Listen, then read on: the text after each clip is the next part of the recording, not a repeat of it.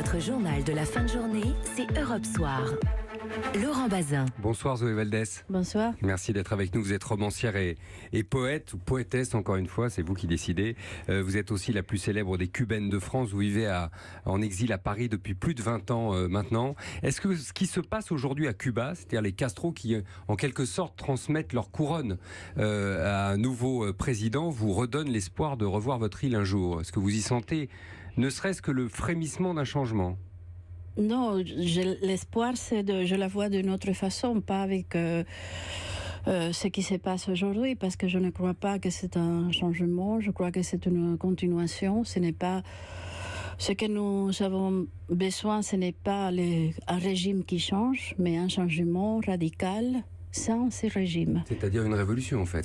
Non, pas une révolution, une démocratie, une liberté, la liberté comme tout le reste du monde. Qu'avez-vous pensé des commentaires qu'on a entendus ici ou là sur Miguel Díaz-Canel, qui est donc le nouveau président cubain? On le dit moderne, on le dit féru d'Internet, on le dit plutôt beau garçon en tout cas. Ce matin, Catherine Nel le comparait à Bill Clinton. Hier, certaines évoquaient Richard Gere ici dans ce studio. Qu'est-ce que les Cubains disent de lui? Est-ce que ça vous agace d'ailleurs, ce type de commentaires? Non, pas du tout. Non, c'est l'avis des gens, mais c'est pas mon avis. Mais bon, et il y a une vidéo qui est sur YouTube où on peut voir. Vous mettez Miguel Díaz-Canel Bermúdez Internet et vous allez voir ses propos envers Internet et la fermeture des sites qui existent, qui sont des sites qui ne sont pas des sites indépendants cubains. Ce sont des sites autorisés même par le régime qui vient de l'extérieur. Donc sa position vers Internet et la presse libre, c'est la même ou encore même, je dirais même pire que ce qui se passe aujourd'hui. Et puis, il l'a dit, il vient de le dire, on va continuer dans la même direction des frères Castro. Il va pas changer les choses. C'est quelqu'un qui peut était dire autre chose formé. Zoé Valdès, sous le regard de Raúl Castro, qui vient d'annoncer qu'il céderait la tête du parti communiste dans 3 ans. Vous savez, dans un pays totalitaire communiste, c'est le chef du parti qui gouverne. Et le chef du parti communiste, c'est Raúl Castro. Qui vient d'annoncer que dans 3 ans, il passerait la main, à l'instant. À son fils, Alejandro Castro Espín, qui en même temps, c'est le chef de l'armée. Et qui reste toujours. Et son gendre, c'est le chef de l'économie du pays. Donc ça reste en famille. La seule chose qui change véritablement, c'est le nom.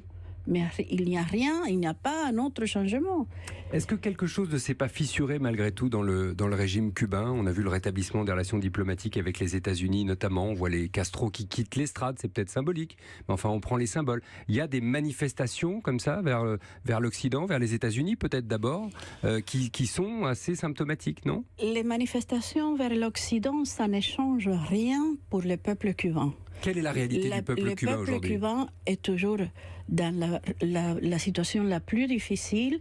Il y a toujours une énorme quantité de prisonniers politiques.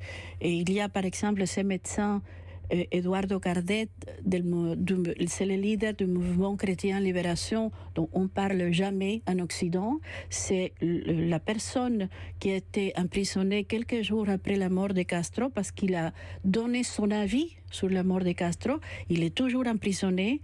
Il y a ce mouvement des dames en blanc qui est toujours persécuté, frappé et détenu dans la rue tous les dimanches. Il y a un mouvement intérieur qui existe et puis il y a un peuple qui vit dans la peur, qui n'ont rien à manger. C'est ça, justement, les problèmes de Cuba. Et puis, il y a aussi la classe ouvrière, parce qu'il faut dire que le vice-président qui vient être élu, c'était quelqu'un qui était entre les syndicats, les chefs des syndicats cubains. Les syndicats cubains, c'est une prolongation du gouvernement.